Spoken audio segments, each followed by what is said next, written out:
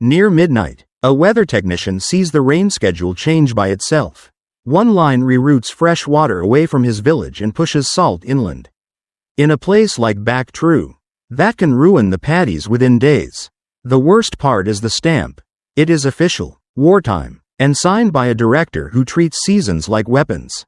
Then a bright streak falls into the mangroves. In the mud, he finds a woman breathing through a cracked offworld unit. She whispers her name, Saelith Venn. So here is the question. Who is rewriting the sky? And how many people will they sacrifice to win the war? Near midnight, salt wind pressed against the shutters of Bac Trieu weather station. The console flashed, refreshed, then flashed again. A route line inside the rain season shield schedule had changed. Khai An had not touched a key. If that line held, Grey Salt River mouth would flood with fresh rain. Bac Trieu would drink salt within days. So Khai An asked the only question that mattered. Who is rewriting our season? Khai An, the station technician and pump coordinator for the floating paddies, leaned in until screen light filled his eyes. He checked the usual causes. Sensor drift, power sag, a bad relay from Lam Bun station down the coast. The readings did not agree, and the storm shape did not feel like nature. The storm map refreshed again. The main cell should have drifted west and broken apart over open water. Instead it hung in place, as if someone had hooked it with a line and refused to let go. A thin curve of bright pixels clung to the storm edge. It was not lightning and not rain. It looked like a scratch across glass. The station radio hissed with static. People called it war noise. It had grown since the fighting in orbit started. Some nights the interference was light. Tonight it felt thick enough to chew. Khai An tried the coastal net anyway. Lam Bun. This is Bac Trieu. Do you copy? Khai An said. Only a long, wet crackle answered. He tried again, slower, as if the air might understand better. Lam Bun. Bac Trieu calling. I have an unauthorized schedule change. Confirm your last relay? He said. Nothing. He reached for the village channel, then hesitated. If he raised an alarm and it was a false read, the security office would be on his doorstep before dawn. If he stayed quiet and it was real, the paddies would drink salt before the week ended. Outside, the river breathed under the dark. Brackish water slid toward fields where families tied their homes to rafts and bamboo lines. The humidity gauge on his desk rattled like a tired insect. The map pulsed again. A bright streak crossed the southern sky. Too fast and too clean to be a plane. It broke into sparks, then vanished beyond the mangrove line. Khai An stood so quickly his chair scraped the concrete. He killed the station's outer lights. He grabbed a hand torch, a coil of rope, and the emergency med kit. He paused at the doorway, listening. The wind carried a distant thump. It was not thunder. It sounded like something heavy hitting mud. Then the night went quiet in a way that tightened his skin. Khai An locked the console and stepped into the dark toward Luoyse mangrove. By the time Khai An reached the mangrove fringe, the tide had turned. Mud sucked at his boots, and the torch beam cut narrow tunnels through wet leaves and hanging roots. He found the impact site by smell first. Burnt insulation, hot metal, an ozone tang that did not belong in swamp air. A shallow crater steamed beside a half-submerged wreck the size of a fishing skiff. Something moved near the wreck, slow and uneven. Khai An raised the torch and saw a person, close enough to freeze his breath. She was wedged in the mud, one arm pinned, hair plastered to her face. Her skin had a faint sheen, like it was filmed with salt. A compact breathing unit was strapped to her chest, blinking red in a steady, tired rhythm. The casing was cracked. Every inhale sounded thin. "Hey, can you hear me?" Khai An said. Her eyes opened wider at the sound. They were dark, but not the dark of shadow. They held a reflective depth, like a night pond catching a distant lamp. She tried to speak. Only a rasp came out. Khai An set the medkit on a root and crouched. He did not grab her right away. "I am Khai An. I work the weather station. I am going to get you out." "Yes?" he said. The stranger blinked once, then nodded, small and precise. Khai An slid the rope under her pinned arm and used a mangrove trunk as leverage. Mud released with a sick pop. She gasped, and the breathing unit stuttered. Khai An tore open a seal patch and pressed it over the crack. The unit's light steadied. It stayed red, but it stopped flickering. The stranger's shoulders loosened by a fraction. She pointed at a small case half buried in silt. Khai An waded 2 steps and pulled it free. The case was warm and heavier than it looked. He brought it back and held it out. She touched the latch, hesitated, then shook her head. Her hand went instead to the breathing unit, then to the sky, then to his torch, as if mapping ideas without words. Radio is bad tonight. The air is full of interference, Khai An said. At the word interference she flinched, as if it carried a taste. She swallowed and forced sound through her throat. Saelith, she said. Saelith Venn, she added. Khai An repeated it to make sure his mouth shaped it right. Saelith Venn, he said. We need to move. This place will flood, Khai An said. She tried to stand and nearly fell. Khai An caught her, surprised by how light she was. Her hands felt cold despite the humid air. He guided her toward the raised path that led back to the station. She moved carefully, watching the ground like someone who had learned that one wrong step could cost oxygen. At the station door, he ushered her inside and shut the lock. The building smelled of damp paper, solder, and old coffee. He poured water from the clean jug into a tin cup. There was not much. The 3-layer brackish filter had been overdue for weeks, and convoys had stopped coming. Saelith took the cup with both hands. She drank like every swallow mattered. Khai An checked the backup battery gauge and felt a knot in his stomach. Saelith watched him work. She did not ask for a bed. She stood by the console, breathing in a steadier rhythm. When the humidity line on the graph began to jitter, she raised one hand. Khai An stiffened. The console was not for visitors. Saelith did not touch the keys. She pointed at a diagnostic panel, then at a small toggle Khai An rarely used because it wasted power. You think the sensor is lying? Khai An said. Saelith nodded. Khai An flipped the toggle. The display stabilized. The jitter smoothed into a clearer curve. The storm edge sharpened. A kink in the cloud band became obvious. Khai An felt his stomach drop. The weather had not changed. Only their ability to see it had. Saelith exhaled and spoke again, voice still rough. Not sky, she said. Not fault of sky, she added. Khai An stared at the map and felt the room grow smaller. Someone was using their own schedule against them, and dawn was still far. A polite knock came, 2 taps, a pause, then 2 more. Khai An stepped away from the console and held a finger to his lips. Saelith drew back into the shadow near the storage shelves. He opened the inner hatch but kept the outer door chained. Who is it? Khai An asked. A voice answered, calm, local, almost friendly. Trong Lam, security captain for Bac Trieu. Open up, Khai An, Trong Lam said. Khai An's throat tightened. He had known Trong Lam since school days. Before uniforms and checklists. I am on shift. What is it? Khai An said. Routine. We are checking all public facilities tonight. You know how it is. People get nervous, Trong Lam said. Behind that voice, Khai An heard the shuffle of boots. More than one person. Khai An kept his tone even. The station is small. What are you checking for? He said. Anything that might bring trouble. Unregistered equipment. Unreported visitors, Trong Lam said. Any signal sources that might attract attention, he added. Khai An glanced at Saelith. She stood still, but her breathing unit made a faint click every few seconds. It was too regular to pass as a rat. Trong Lam continued, still mild. Do not take this personally.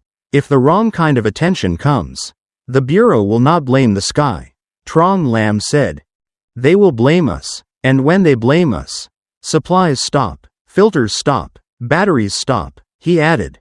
That was the true weapon in Bac Trieu. Not guns, not bombs, paper and fuel and permission. There is no visitor here, Khai An said. Silence held for a beat. Then Trong Lam's voice lowered by a shade. Khai An, I have your name on my list as a responsible man. Do not make me erase that, Trong Lam said. Open the door and let me look, he added. Khai An pictured the village rafts and the floating paddies. He pictured his father's hands, cracked from salt, sorting seedlings by feel. He also pictured Saelith in the mud, breathing through a cracked unit. He pictured her pointing at the truth on the screen. I cannot, Khai An said. Trom Lam exhaled, not angry, disappointed. Then you will force me to file it, he said.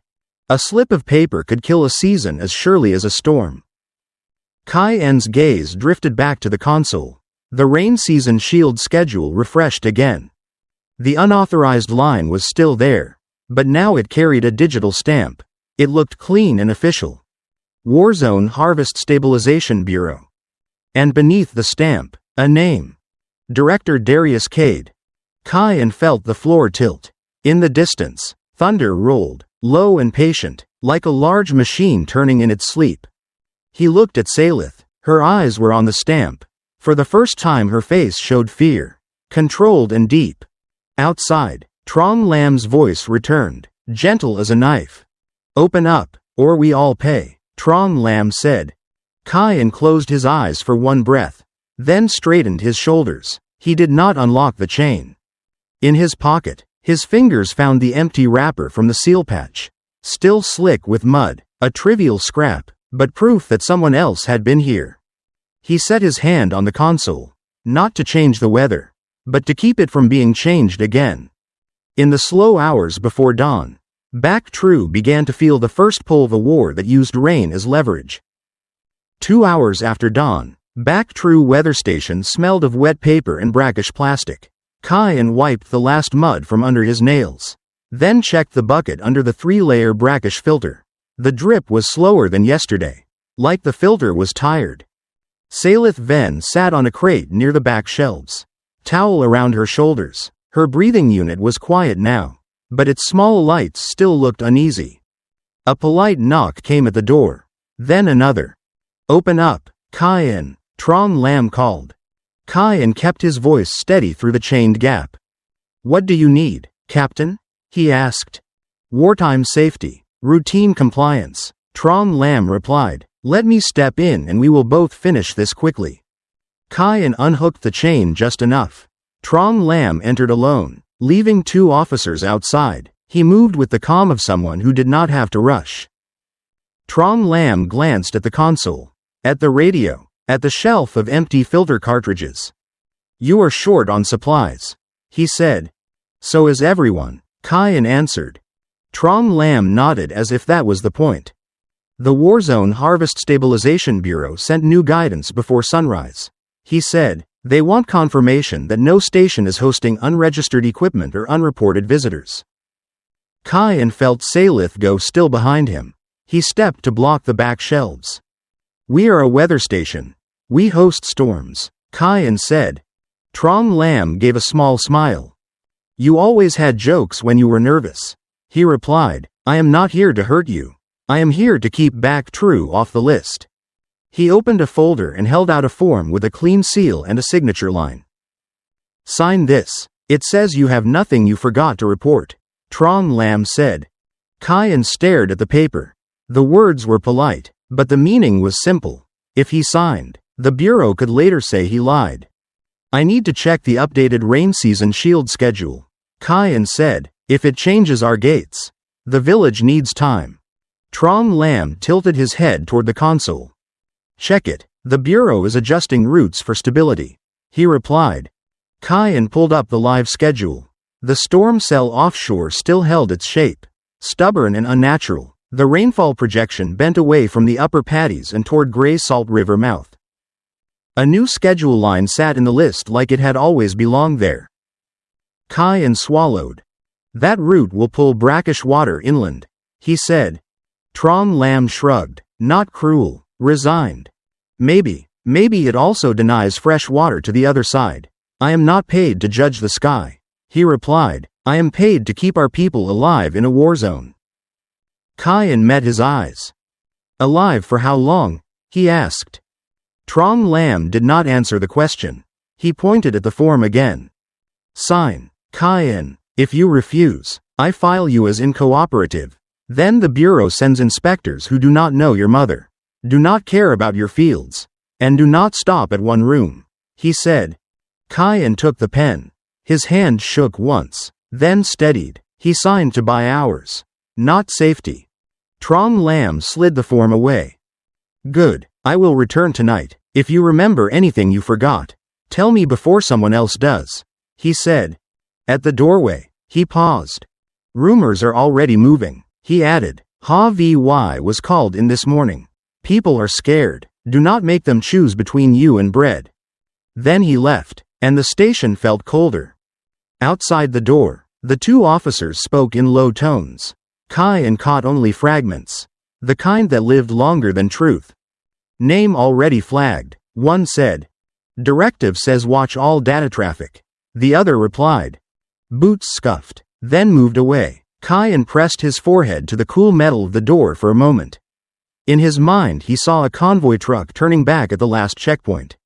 Not because the road was broken, but because a stamp told it to. He turned to the shelf where the last sealed filter cartridge sat. It was meant for emergencies. And Bac Trieu had begun to feel like one long emergency. Saelith spoke in a low voice. He is afraid, she said. And fear makes people trade strangers for quiet, Khai An replied. By late morning, the floating paddies began to show the burn. Leaves that should have stayed soft green turned dull at the edges. Old men tasted water from their fingertips and shook their heads. Khai An walked back to the station with salt on his tongue and anger in his chest. Saelith waited by the console, eyes tracking the schedule like it was a wound. That afternoon, the river pushed inland with a slow, stubborn force. The pumps ran, then hesitated when the battery gauge dipped. Women lined up at a shared tap, counting cups by habit because nobody trusted the numbers on the meter anymore. Saelith pulled up the schedule logs. She did not lecture, she showed. This line arrives without the normal chain, she said, pointing at an entry that looked too neat. It is an inserted command line. A false command line. Khai An leaned closer. Someone broke into our station? He asked. Saelith shook her head. Not here, upstream. Your schedule passes through Lam Bun relay station before it reaches Bac Trieu. She said, if you want to bend rain for a region, you touch the relay, not every village. Khai An glanced at the radio. The speakers hissed with static. Lam Bun has been silent for days. I cannot confirm anything, he said. Static hides hands, Saelith replied. She laid his paper season chart beside the live schedule. The differences were small on paper, huge in life. When the gates opened a little late, brackish water slipped in like a thief. When the pumps ran a little early, batteries emptied before the tide turned. Saelith asked for a wrench and a roll of seal tape. She followed Khai An to the rear valve panel where the gate actuator lived behind a rusted cover. The mechanism was old, sticky with salt, and it complained under load. Khai An loosened the cover screws. Saelith held the torch steady, her hands precise despite fatigue. On my assignment, we watched coastlines like this, she said, not for beauty, for survival. Khai An did not ask where her coastline was. He did not have the luxury. They cleaned grit from the actuator track and reset the limit switch so the gate would close tight at the next tide. It was not hero work. It was the kind of work that kept children from drinking salt. When they finished, Saelith looked at the schedule again, and the calm in her face broke for a second. This is not only pressure. It is a plan with timing, she said. Khai An felt his jaw tighten. This is designed, he said. Saelith nodded once. They will break the season when you cannot absorb loss, she said. Khai An thought of the filter cartridges. Nearly spent. He thought of the last spare battery on the shelf. He thought of children coughing at night when damp mold grew fast. Vy appeared at the fence near sunset. She did not step inside. She stayed where she could leave quickly. Khai An walked out and kept the station door shut behind him. They questioned me, Vy said. Her voice was thin. They asked about Luoy say mangrove. They asked if you have been acting strange. Did you tell them anything? Khai An asked. I told them you forget to eat when you stare at maps. Vy replied. She tried to smile and failed. They made me sign that I will report unusual activity. She showed a faint red mark on her wrist where a scanner had pressed too hard. People are whispering, she added. They say Bac Trieu is being watched. They say the bureau seal is on your console now. Khai An nodded. They are right, he said. Ha-Vy looked at him with a tired kind of care. If you are carrying something heavy, do not drop it on all of us, she said. I am trying not to, Khai An replied. As she walked away, Saelith watched from the window like someone learning how quickly fear moves through a community. Khai An returned inside and spoke softly. They will squeeze us until we give up, he said. Saelith answered without drama. Then do not be the weak moment they are waiting for, she said. Night fell early under a low ceiling of cloud. The storm cell offshore still held position, as if pinned. The rain season shield schedule refreshed, and a message window opened on its own. A clean audio channel cut through the static. This is Director Darius Cade of the Warzone Harvest Stabilization Bureau. The voice said, calm and measured. Khai An straightened. This station is Bac Trieu. Technician Khai An speaking, he replied. Saelith stayed seated, eyes on the waveform display. Director Cade continued. Your region has been assigned a stability profile. It is necessary, it is not optional, he said. Khai An kept his voice level. Your stability profile is pushing saltwater into our paddies, he said. Leaves are burning, filters are failing. There was a pause, like a man selecting a clean blade. Food is a weapon whether you admit it or not, Director Cade said. If we control the season, we shorten the war. Khai An felt his hands clench. People live under that season, he said. They are not a lever. Director Cade did not sound angry. Numbers prevent larger slaughter, he replied. I will not trade strategic victory for local comfort. Khai An leaned toward the microphone. Someone inserted commands into the rain season shield. The relay path is compromised, he said. Director Cade answered as if correcting a minor error. The Bureau authorized the update. Do not describe it as insertion. You are a technician, not a policymaker, he said. Khai An forced himself to ask the practical question.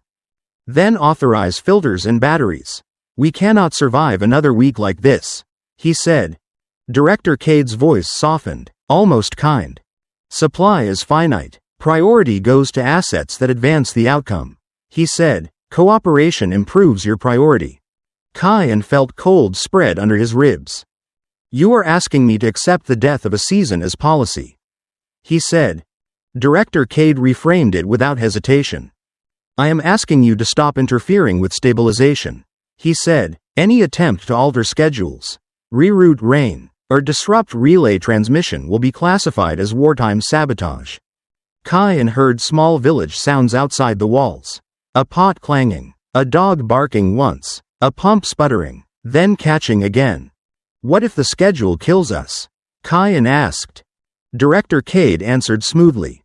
Then you will be recorded as a cost of transition, he said, but the war will end sooner. The channel stayed open for a breath, as if inviting surrender. Khai An did not give it. Good night, Technician Khai An, Director Cade said. Do not touch the rain season shield again. The Bureau is watching. The window vanished. Static returned, louder than before. Khai An stared at the schedule line that had already ruined one day in Bac Trieu. He looked at Saelith, and in her steady gaze he saw the shape of the fight they had fallen into.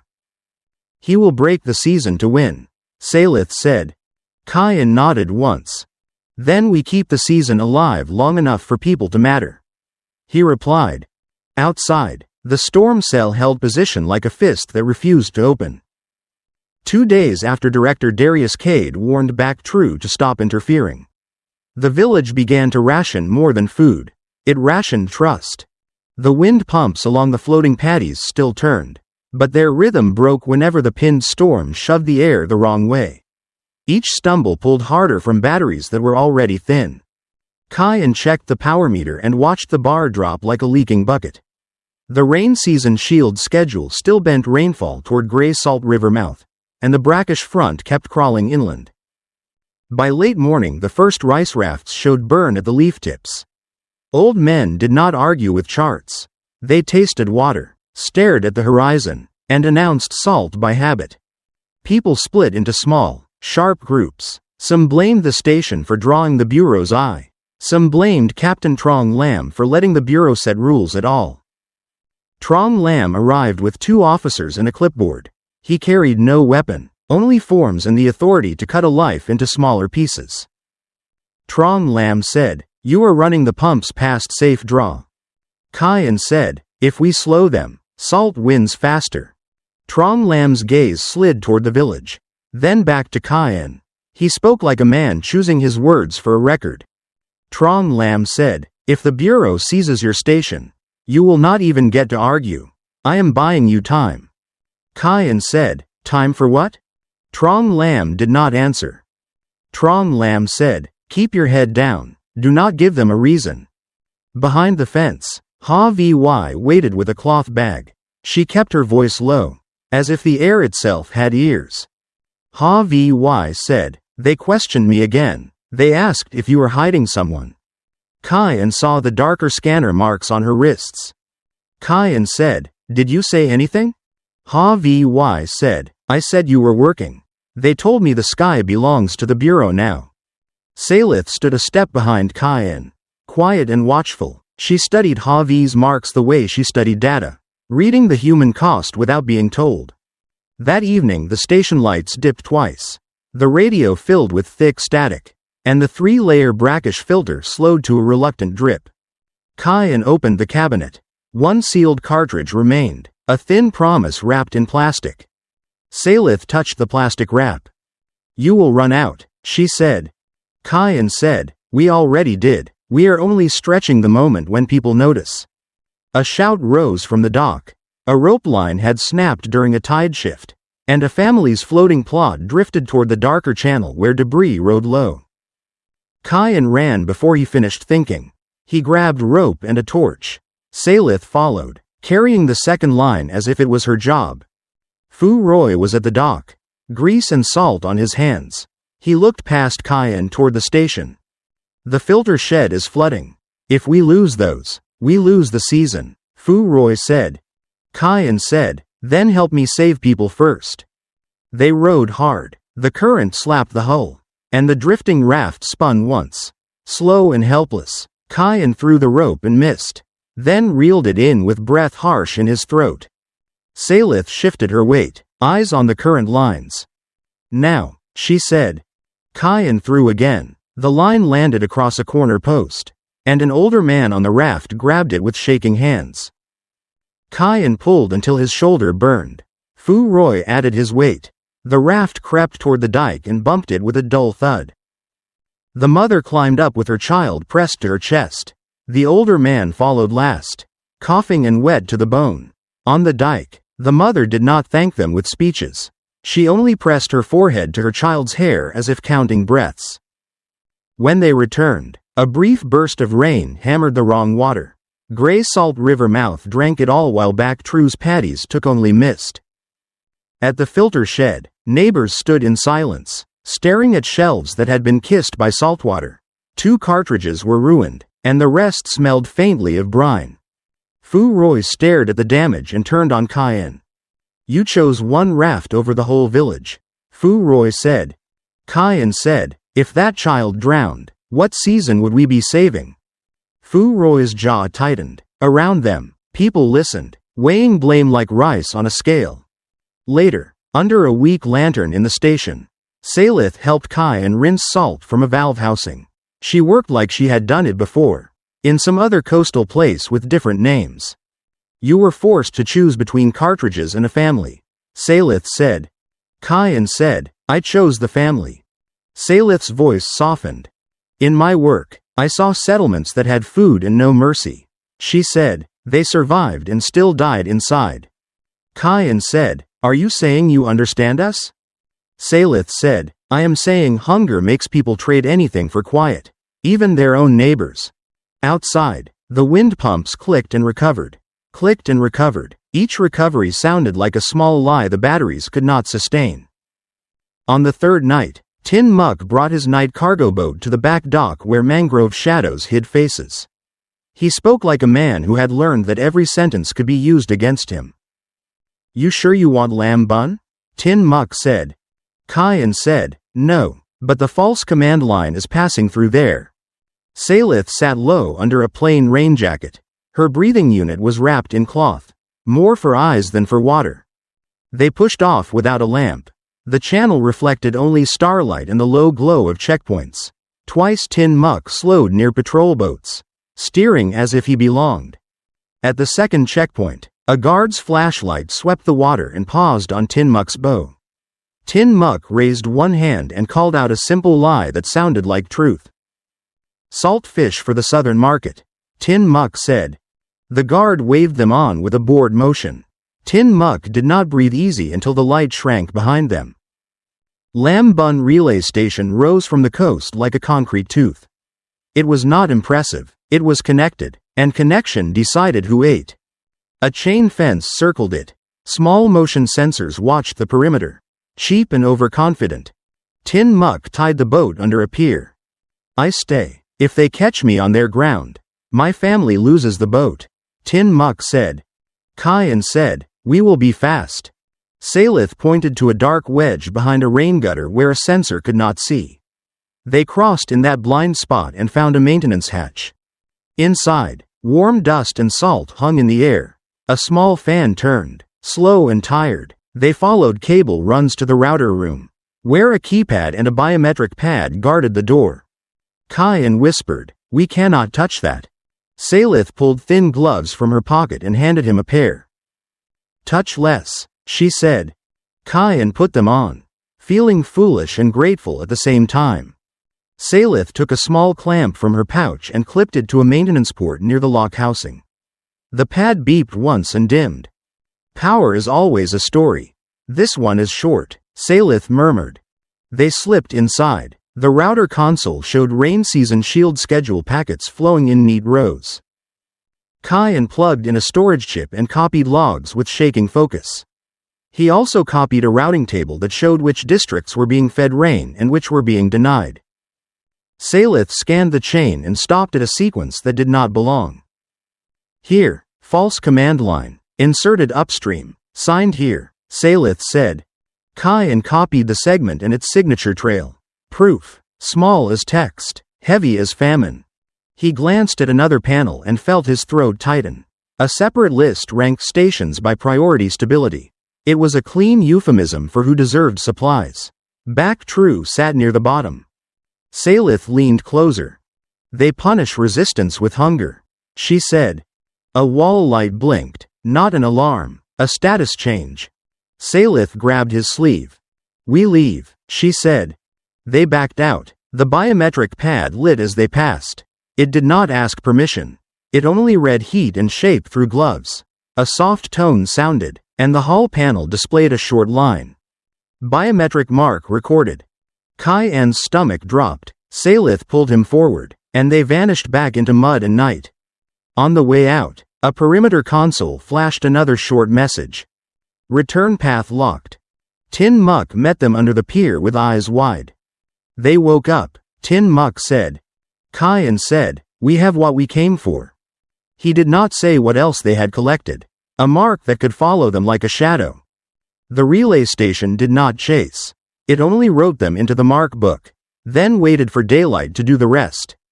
By morning, Bac Trieu spoke less. Even the pumps sounded cautious, as if noise could be reported. Captain Trong Lam came to the station without a smile. He carried a small terminal and a sealed notice, but did not step inside. They know, Trong Lam said. Khai An said, know what? Trong Lam held up the notice. It carried the bureau seal and clean instructions. Stripped of pity. They want you for questioning. And they want her delivered. Trong Lam said. Khai An said, they will starve us as a threat. Trong Lam said, they will call it stability. Khai An could see more in Trong Lam's eyes than orders. He could see the fear of a man who knew what a cut convoy meant. A commotion rose near the water tap. Ha-Vy was there, surrounded by two officers. One held her bag, the other held her wrist near a scanner.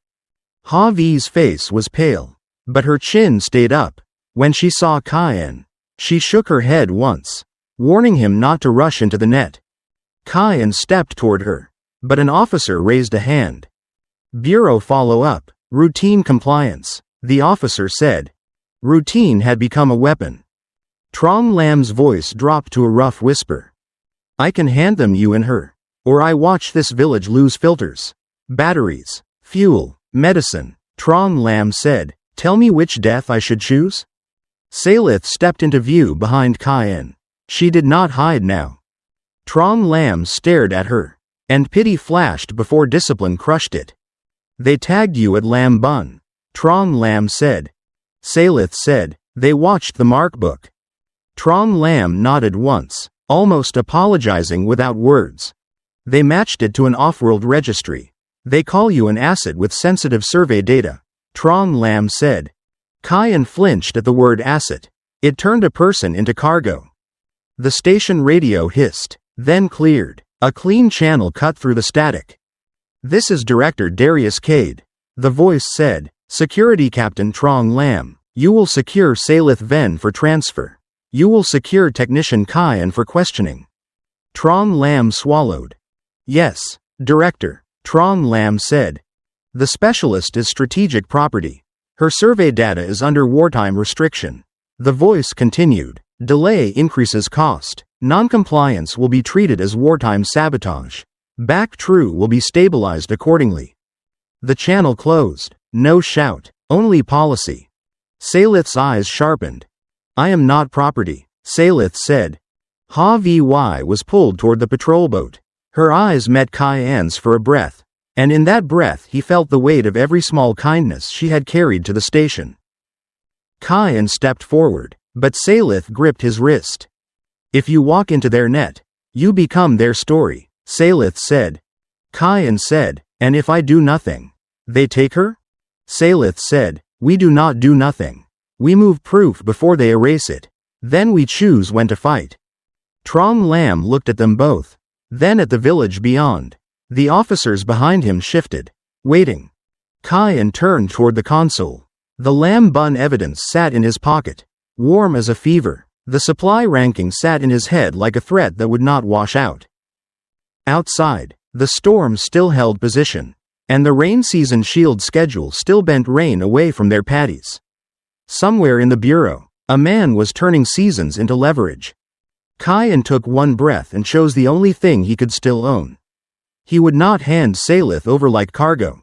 He would make the proof matter before Bac Trieu was forced to forget its own hunger. At dusk after Lam Bun tagged them, Bac Trieu felt smaller than a map. Salt air pressed through window cracks, and the rain season shield schedule pulsed on the console like a stubborn heartbeat. Khai An tried not to think about Ha-Vy and the patrol boat that had taken her. Saelith Venn stood beside him, hair still damp from a quick rinse. She spoke with the plain focus of someone who would not waste words. We cannot beat the system today, Saelith said. Khai An kept his eyes on the storm track. Then we wait for the Warzone Harvest Stabilization Bureau to decide we deserve rain? Khai An said. Saelith pointed to the local overlay, the narrow strip of paddies that fed Bac Trieu and the raft homes tied along Con Lang. We do not need to win. We need a window, Saelith said. She tapped a short segment of the route table, a time slot no longer than a policy note but long enough to soak seedlings if it landed right. A window of rain, right place, right hour, Saelith said. Khai An frowned. He knew the wind season grid could nudge moisture bands, but every move left a signature. Director Darius Cade had promised to call it sabotage. If we touch the schedule, the mark book becomes a warrant, Khai An said. Saelith nodded. Then we touch only what keeps people alive, Saelith said. We make it look like weather, not rebellion. Khai An stared at the battery gauge and the filter flow rate. Everything was sliding toward overload. A child coughed outside, then another. A few hours later, the tide rose and tested every weak seam. Khai An walked the dike with Fu Roy, the wind pump mechanic, and saw the salt barrier membrane sag where it had been patched too many times. One section had torn open like cloth. Fu Roy pressed 2 fingers into the seam. This will not hold the next push, Fu Roy said. Khai An looked toward gray salt river mouth. The brackish front had a dull shine, and it kept crawling inland. We need a new membrane, Khai An said. And power. If the pumps stall when the tide peaks, the fields drink salt, Fu Roy said. Back at the station, Saelith laid out a plan on paper. Because signals could be watched, she circled the seed paddies and the gates that could be biased for one short cycle. We save enough area to prevent hunger, Saelith said. Then we release the lamb bun evidence to people who can broadcast it. Khai An felt the second part like weight on his ribs. We need parts before we need truth, Khai An said. Saelith agreed with a slow breath. Membrane and batteries first. Without them, your village cannot survive the argument, Saelith said. Khai An had tried the official route at noon. A supply request had gone up the channel, then returned with a red denial and no explanation. The checkpoint officer at the canal gate had only shrugged and pointed at a printed list. Bac Trieu sat in the low tier, the place where shipments arrived later and sometimes never arrived at all. Saelith named the only path that still moved goods when convoys stopped. Ba Nam Suong, Saelith said. They left after sunset when patrol eyes grew tired. Tin Muck took them through backwater, steering with the ease of a man who had carried medicine through storms long before he carried secrets. The floating stalls at Khao Vong were quiet and tense. Boats tied close, and traders spoke in murmurs. Ba Nam Suong sat under a tarp with a scale made from scrap metal and rope. Her hands moved with practiced patience, measuring salt, dried fish, spare fuses. Her eyes lifted when Khai An approached. Weatherman, you look thinner, Ba Nam Suong said. Khai An kept his tone respectful. I need salt barrier membrane and batteries. I will pay, Khai An said. Ba Nam Suong did not ask why. She asked only what mattered. How much? Ba Nam Suong said. Khai An offered his last sealed filter cartridge. It was worth more than money now. Ba Nam Suong clicked her tongue. That cartridge is life, Ba Nam Suong said. So is a membrane that keeps salt out, Khai An said. Ba Nam Suong's gaze slid to Saelith. Who is she? Ba Nam Suong said. Khai An said, a technician. She helps me keep the station running. Ba Nam Suong weighed them with her eyes, then pulled out a roll of membrane wrapped in oilcloth. She set it down like a bag of rice. Last roll I can spare without starving my line, Ba Nam Suong said. Nearby, a child coughed, wet and stubborn. The mother held him close, salt crust on her sleeves from hauling water. Ba Nam Suong watched the cough and her mouth tightened. Not with pity, with recognition. Give me the cartridge, and you owe me one more thing, Ba Nam Suong said. Khai An said, name it. When your proof makes noise, the Bureau will squeeze this market. Ba Nam Suong said, you will not forget who gets crushed in the middle. Khai An nodded. I will not, Khai An said. Ba Nam Suong added 2 battery packs, older but sealed. She pushed them across with the membrane. Do not die before you pay your debt, Ba Nam Suong said. They loaded the goods under Tin Muck's deck and slipped back into the dark. Before midnight, Fu Roy gathered the wind pump crew at the dike. They came with tools, rope, and the quiet anger of people who had watched their labor turn useless under a bent season. The membrane unspooled under lantern light. They patched the tear with careful hands, pulling it tight, sealing edges, bolting clamps reused since the last flood. No speeches, just work, Fu Roy said. Neighbors joined without being asked. One carried bolts scavenged from an old fishing engine. Another brought rubber gloves and a kettle of hot water to soften adhesive tape. Even the elders who had argued all week stood shoulder to shoulder on the dike, passing tools by touch because light was scarce. For a short stretch of night, work replaced rumor, and Bac Trieu remembered what it felt like to move as one body. Khai An carried battery packs to the station and swapped them into the backup bay. The new packs did not feel new. They felt like borrowed hours. Saelith ran diagnostics on gate actuators and the wind season grid interface. She adjusted only what the system already allowed during maintenance windows. Small moves that could later be defended as routine. Saelith stepped outside and joined the dike crew without being asked. She took a clamp from Fu Roy, knelt in the mud, and held the membrane edge steady while bolts bit into place. When a toddler wandered too close to the tools, she guided him back with a gentle hand and a half cup of clean water. Offered like it was normal. Fu Roy watched her work and finally spoke. "You are not from here," Fu Roy said. Saelith said, "No." "Then why do you get your hands dirty for our season?" Fu Roy asked. "Because hunger looks the same everywhere," Saelith said. Khai An saw villagers notice that answer. Near the station, Captain Trong Lam waited in shadow with no officers beside him. His uniform looked less like power and more like burden. "You went to the market," Trong Lam said. "People need a membrane," Khai An said. "People need to stay off the bureau list," Trong Lam said. Khai An did not raise his voice. "Your list will not keep salt out," Khai An said. Trong Lam stared toward the patched seam. "You think I do not know that?" Trong Lam said. Khai An said, "Then why are you helping the machine?" Trong Lam rubbed his forehead once. "Because the machine punishes everyone, not just the brave," Trong Lam said. Saelith stepped closer. "Captain, if you report us tonight, Bac Trieu will lose more than supplies. It will lose itself," Saelith said. Trong Lam's jaw flexed. "I have orders to deliver you. Director Darius Cade will cut food routes if I fail," Trong Lam said. Khai An forced the anger down. "If you deliver her, you deliver the village's last chance," Khai An said. Trong Lam looked away toward the river where brackish shine crawled closer each hour. "I have a child too," Trong Lam said. A cough echoed again from a nearby house. Trong Lam heard it, and his shoulders sank a fraction. "I can close my eyes for one night." "One," Trong Lam said. Khai An did not smile. "That is all I ask," Khai An said. Trong Lam lifted a finger. "Warning. After tonight, I cannot promise anything. The Bureau will not rely on me," Trong Lam said. Saelith nodded. "Then we act tonight," Saelith said.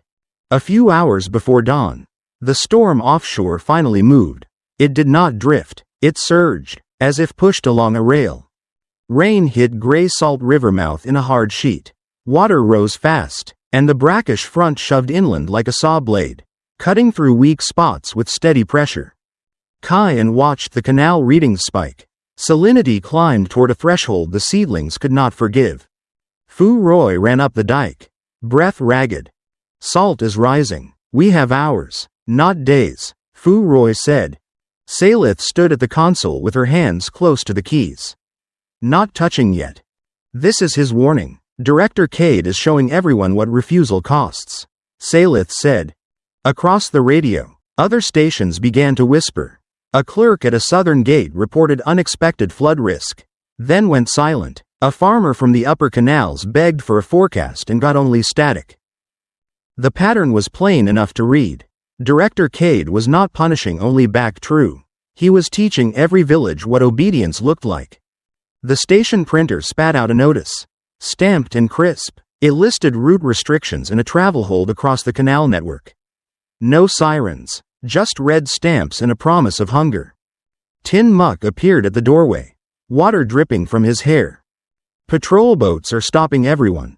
They have a list. They are reading names like prayers," Tin Muck said. Khai An read the notice again. It said the area was under temporary stabilization and unauthorized movement would be treated as sabotage. He locked the exits, Khai An said. Saelith studied the storm track. A narrow moisture band hovered on the edge of their region, the kind that could break and spill if nudged at the right moment. It was timing, not magic. "The window is still possible," Saelith said. Khai An heard the village outside.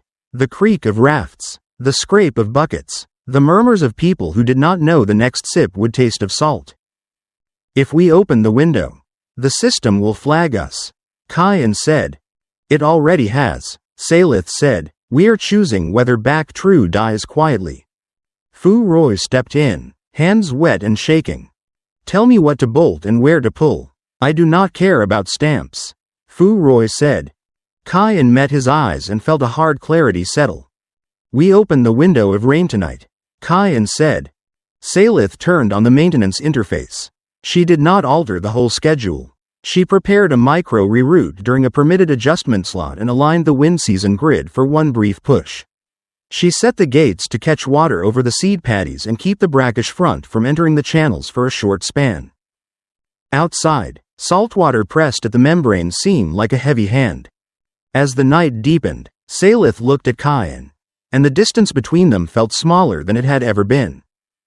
If you want to walk away from this, I will understand, Saelith said. Khai An said, I chose when I pulled you out of the mud. Saelith's throat tightened. She did not dress it up. Then we do not fail, Saelith said. The wall clock clicked toward the slot she had marked. The window was near. Khai An listened to the village breathe in the dark and thought of children coughing, of Ba Nam Suong counting salt, of Tron Lam choosing one night of blindness. Director Darius Cade had turned weather into leverage. Bac Trieu would answer with a single, fragile act of survival. They would open rain where it belonged, even if the Bureau called it a crime. A little after midnight, Bac Trieu stopped feeling like a village and started feeling like a single machine that had to keep running. Lanterns glowed low along the dike, and every light looked guilty, as if brightness itself could be reported. The tide pushed hard. Saltwater pressed at the repaired seam, testing the new salt barrier membrane like a hand that would not let go. Fu Roy and the wind pump crew stood in mud up to their ankles, checking bolts by touch. Khai An stayed at the weather station console, eyes on the local overlay and one ear on the battery bay. The new packs from Ba Nam Suong were wired in, but they were not miracles. They were ours. Saelith Venn stood beside him with a wrench in her back pocket and rain jacket sleeves rolled up. She watched the moisture band on the edge of their region, the thin line that could spill if nudged at the right moment. The slot is close, Saelith said. Khai An said, if we miss it, salt wins before sunrise. Tin Muck came in dripping, holding a folded paper that looked like it had been stamped too many times. Patrol boats are moving again. They are reading names at the docks, Tin Muck said. Khai An said, then we finish before they reach the dike. Khai An opened the maintenance interface, careful to use only what the system already allowed for routine stabilization. Saelith pointed to the permitted adjustment window, a small allowance meant for minor drift, never meant to save a hungry village. Outside, another cough echoed. It was a child's cough, thin and persistent, like a reminder that lungs were not policy. Fu Roy's voice crackled over a handheld radio, half static and half anger. Seam is holding for now, but the brackish front is climbing, Fu Roy said. Khai An said, keep it tight, we're pulling rain in minutes. At the filter shed, water dripped slower than it should have. The 3-layer brackish filter made a rough gurgle, then steadied. Khai An checked the flow rate and felt sweat collect under his shirt. If the filter collapsed, the village would drink salt even if the rain came. Saelith moved without drama. She crossed to the shed, loosened the clamp, and flushed grit from the intake line with a small rush of stored clean water. It was wasteful, and it was necessary. She came back with wet hands and a calm face. It will hold for one more cycle, Saelith said. Khai An said, that is all we need. On the console, the pinned storm offshore shifted as if someone had pushed its shoulder. The moisture band trembled, a thin edge bent toward Bac Trieu. Khai An checked the battery draw again. The wind season grid interface demanded a quick surge to tilt the band. Too much surge would leave a signature. Too little would do nothing. Saelith leaned closer. Small push, then let the sky do the rest, Saelith said. Khai An nodded and executed the adjustment in one smooth sequence. The gate actuators along the canals clicked, not opening wide, only shifting bias so that the next water would favor the seed paddies instead of the brackish channel. Actuators moving. We see it, Fu Roy said. Khai An said, hold the seam, do not let the front jump.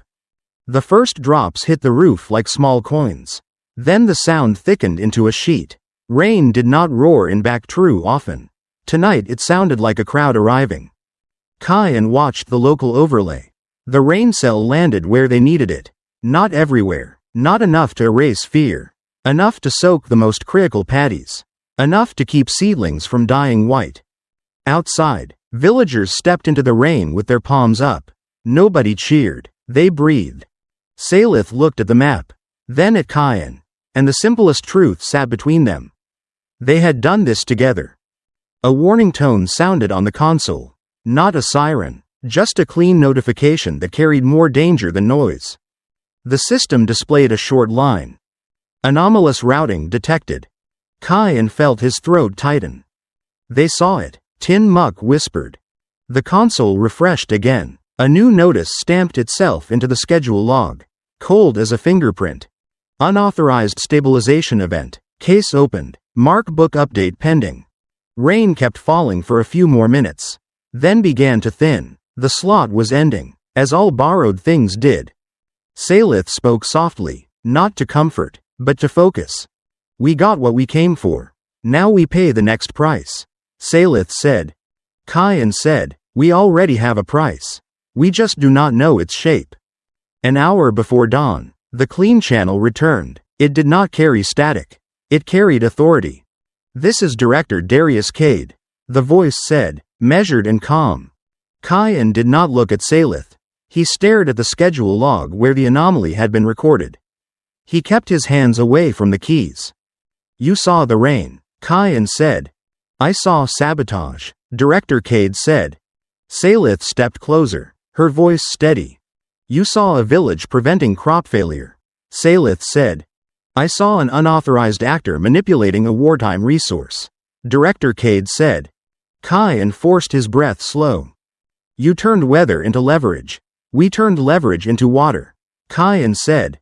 Director Cade paused, as if deciding whether to treat them as people or as a report. Do you understand the math of war? Director Cade asked. We understand the math of hunger, Khai An said. One season redirected can force a treaty, Director Cade said. A treaty ends shelling, ends blockades, ends the long drain of bodies. A treaty written over dead paddies is not peace, Khai An said. It is a burial. You are sentimental. Sentiment kills more people than policy, Director Cade said. Policy that treats people as numbers turns living into property, Saelith said. Property can be protected. Uncontrolled lives cannot, Director Cade said. You already called her property, Khai An said. Khai An felt Saelith's sleeve brush his wrist. A small contact that did not ask for permission. It said they were still here. Saelith Venn carries survey data that affects strategic infrastructure, Director Cade said. I am a specialist, not cargo, Saelith said. Specialists are rare. Rare assets are managed, Director Cade said. Khai An leaned forward toward the microphone. You think famine ends war faster. What happens after? Who farms the peace? Khai An asked. Whoever remains. History is not gentle, Director Cade said. Khai An did not shout. He chose a question that carried mud and coughs and empty cups. What treaty stands above a child who cannot breathe because the tap tastes like salt? Khai An asked. Silence held longer this time. It was not mercy. It was calculation. Your emotional framing does not change outcomes, Director Cade said. It changes what we are willing to become, Khai An said. Your system can end a war and still lose the future, Saelith said. The future belongs to the side that survives, Director Cade said. Khai An kept his voice steady. Then we will survive without becoming you, Khai An said.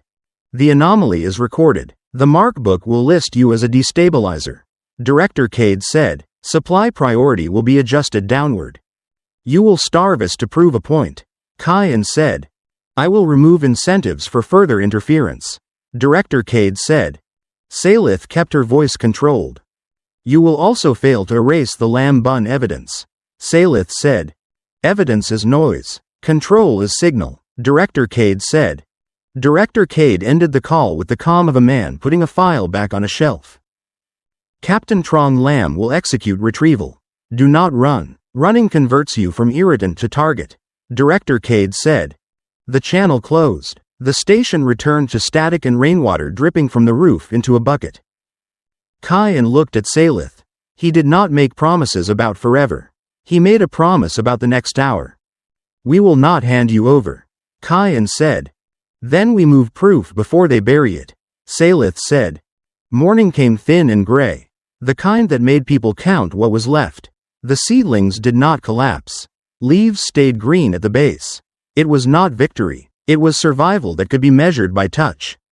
The Mark book update arrived in the station printer with a soft mechanical click. Khai An held the paper and felt his name become a label. Destabilizer, unauthorized operator, restricted movement. He did not tear it up. He folded it and slid it into his pocket, like a wound you carry because it is real. Captain Trong Lam appeared at the station gate alone. His uniform looked rumpled, as if he had slept in it and found no rest. "They sent the retrieval order," Trong Lam said.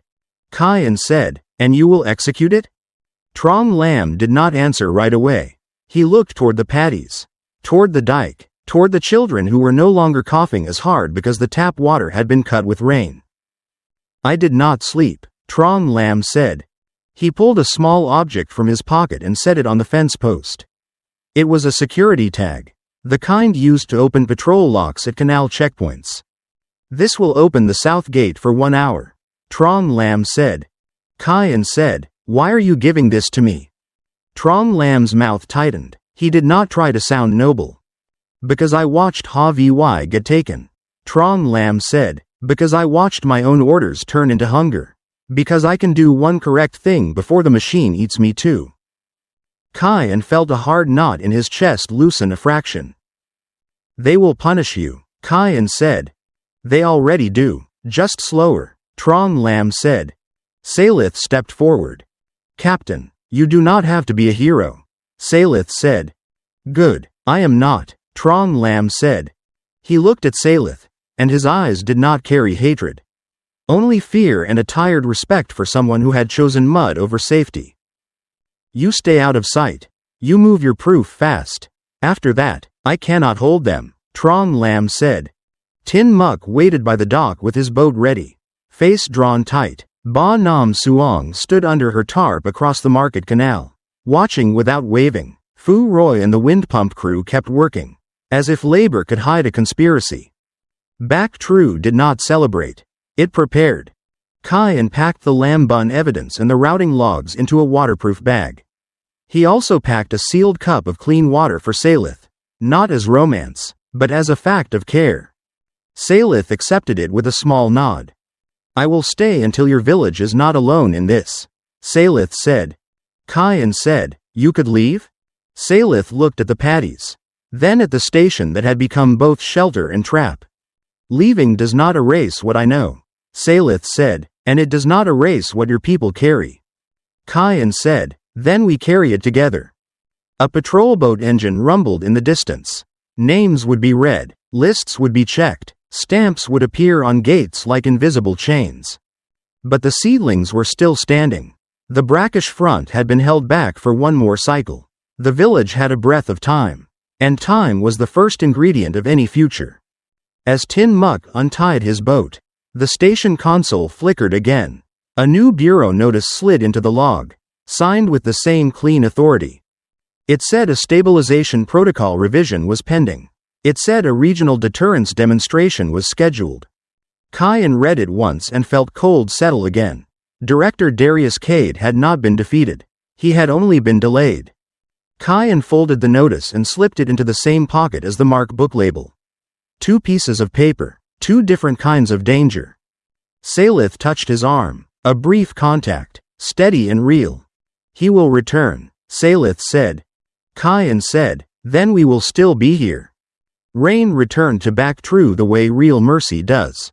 Brief, imperfect, and earned. The seedlings held and the paddies stayed green where they mattered most. Khai An kept the Mark book label, not as surrender, but as proof that survival had a receipt. Saelith stayed because there was work left to do and people worth protecting. Far beyond the mangroves, Director Darius Cade would rewrite his plans and come back with quieter weapons. But Bac Trieu had already learned the one lesson he could never stamp out. A season is not a lever. A human life is not an asset. If this story moved you, please like, share, and subscribe to the channel. Your support helps more stories like this reach the people who need them.